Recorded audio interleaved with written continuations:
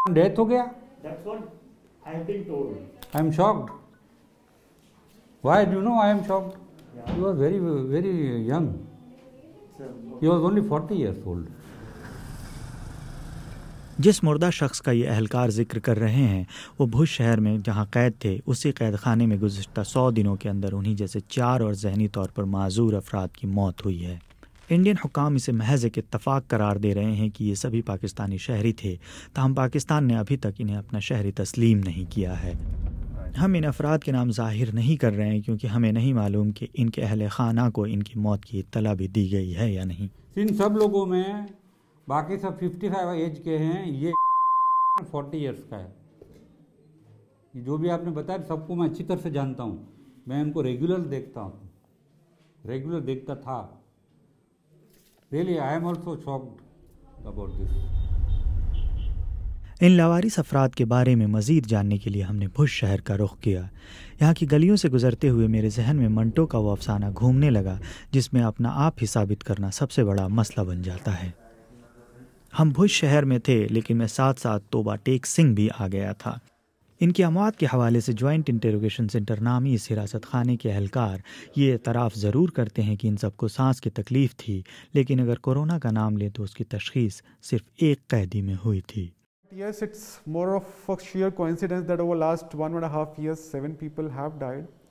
Majority of them were undergoing some or the other mental treatment as well, and all of them have died because of natural causes. इस वक्त इनमें से 3 मुबैना पाकिस्तानी शहरियों की लाशें India के एक मुर्दखाने में हैं। भुज शहर में हमें मालूम हुआ कि चंद माह कबल ही इन्हीं की जैसे एक और शख्स की इसी हिरासत खाने में मौत हुई थी। हुकाम उन्हें भी पाकिस्तानी शहरी बताते हैं और ये कि वो भी जहनी तौर पर माजूर थे। उनकी लाश भी पाकिस्तान ने कबूल करने से इनकार कर दिया था। ये हमको जब लाश मिली थी तब साथ में साहब लोग भी थे, सब अधिकारी मामलादार भी थे, सब साथ में आके हमको वो लाश का कब्जा दिया।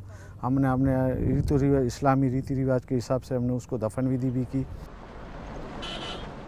ये वो इलाका है जहाँ से इन सब अफराद को हिरासत में लिया गया। इंडिया की रियासत गुजरात और पाकिस्तान के सूबा सिंध के दरमियान ज़मीनी सरहद काफ़ी वसी रकबे पर फैली हुई है।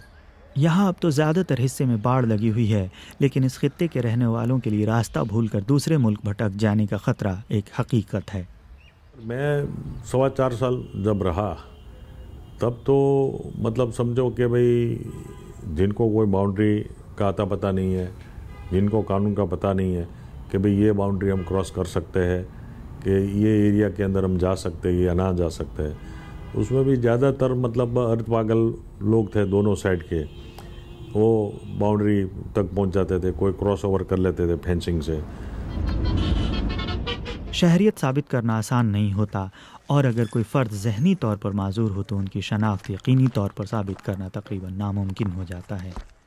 BBC ने गुलाब जडेजा से बात की जो 15 साल जॉइंट इंटरोगेशन सेंटर के मुंतजिम थे।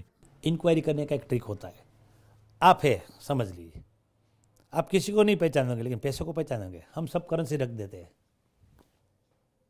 तो बोल देगा कि रुपये मेरा है। गांडा भी पैसा को पहचानता है, तो पहले वो न कहता कि करेंसी को इसने पहचान ली इसका है। दूसरा हम झंडा रख देते हैं, ध्वज, राष्ट्र ध्वज, तो कभी कभी वो भी पहचान देता है कि ये पहला तरीका होता है इंक्वायरी करने का। किसी नतीजे पर पहुंचने से पहले जॉइंट इंटरोगेशन सेंटर में कम से कम 22 एजेंसियां मशकूक अफराद से सवाल जवाब करती हैं। बॉर्डर के ऊपर एक पगी होते हैं, पगी जो पैर का जो चलन होता है उसको ढूंढते हैं, तो वो कौन से एरिया से आया तो वो नक्की होता है कि ये इसके पाँव के जो निशान है ये पाकिस्तान साइड से आ रहा है। दैट उससे डिसाइड होता था कि ये पाकिस्तानी आदमी है। इंडिया और पाकिस्तान वक्तन फ़ौक्तन ऐसे शहरियों की फहरिस्त का तबादला करते हैं जो इनके पास कैद हैं। इंडियन हुकूमत के आदाद व शुमार के मुताबिक 2019 में 537 इंडियन शहरी पाकिस्तानी हिरासत में थे, जबकि इंडिया में 347 पाकिस्तानी शहरी कैद थे। दोनों ममालिक के सियासी मसलहत के दरमियान फंसे ये बदकिस्मत अफराद अभी तक अपनी मंजिल पे नहीं पहुँचे। BBC ने हलाक होने वालों के रिश्तेदारों तक पहुँचने की हद्दुल इम्कान कोशिश की। इन लोगों के बारे में दस्तयाब जानकारी और सवालात दिल्ली में पाकिस्तान हाई कमीशन और इस्लामाबाद में दफ्तर खारजा भेजे गए, लेकिन कोई जवाब नहीं आया। सियासत एक तरफ, लेकिन कोई इनकी राह भी तो तकता होगा। फिलहाल तो ऐसा ही लगता है कि वो अपने प्यारों से हमेशा के लिए जुदा हो गए हैं। अगर मंटो के किरदार बिशन सिंह यहाँ होते तो वो शायद ये कहानी सुनकर यही कहते, ऊपर दी गुड़ गुड़ दी एनेक्स दी बेधियाना दी मूंग दी दाल ऑफ इंडिया एंड पाकिस्तान।